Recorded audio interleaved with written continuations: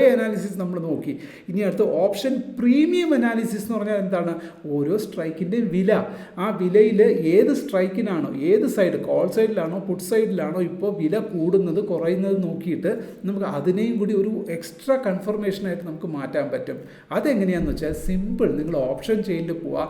Option ചെയിനിൽ LTP, ഈ price LTP and percentage change, അത് നമുക്ക് ഇമ്പോർട്ടൻ്റ് ആണ്. ഇതെന്ന് വെച്ചാൽ നമുക്ക് പെർസെൻറ്റേജ് തന്നെ റെഡ് ആണെങ്കിൽ റെഡ്, ഗ്രീൻ ആണെങ്കിൽ ഗ്രീൻ അറിയാൻ വേണ്ടിയിട്ടാണ് പെർസെൻറ്റേജ് ചേഞ്ച്. ഇവിടെ നോക്കൂ, നിങ്ങൾക്ക് ഇതിപ്പോൾ പുട്ട് സൈഡിൽ in the money, put side in the money എന്ന് പറയുമ്പോൾ കോൾ സൈഡിൻ്റെ ഔട്ട് ഓഫ് ദ മണിയാണ്. കോൾ സൈഡിൻ്റെ ഔട്ട് ഓഫ് ദ മണി എന്ന് വെച്ചാൽ മാർക്കറ്റ് മുകളിലേക്ക് പോകാനുള്ള സൈഡ്.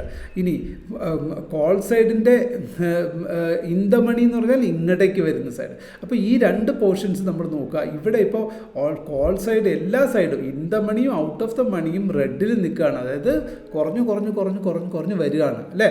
കുറഞ്ഞു വരുന്നു എന്ന് പറഞ്ഞാൽ നോക്കൂ, പ്രീമിയം ഒക്കെ വളരെ കുറവാണ്. 40 പൈസ 50 പൈസ റേഞ്ച്, 24,200 24,250 സോണിലൊക്കെ വെറും ഇനി ഇന്നത്തെ എക്സ്പയറിക്ക് ഇനി വെറും എന്താ പറയുക 60 പൈസ 10 പൈസ ഇതൊക്കെ ഈ ഒരു പോർഷനിലൊക്കെ എന്താ സംഭവിക്കുക? IV ഇംപ്ലൈഡ് വോളറ്റിലിറ്റി ഞാൻ പറഞ്ഞു.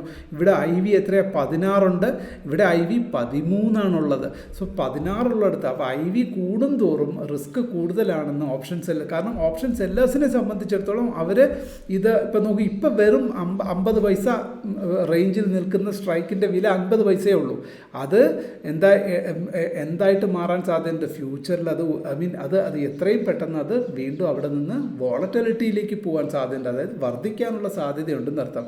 കോൾ സൈഡ് വർദ്ധിക്കാൻ സാധ്യതയുണ്ടെന്ന് പറഞ്ഞു കഴിഞ്ഞാൽ അപ്പോൾ മാർക്കറ്റ് വീണ്ടും ഡൗൺ സൈഡിലേക്ക് പോകാൻ സാധ്യതയുണ്ടെന്ന് അർത്ഥം.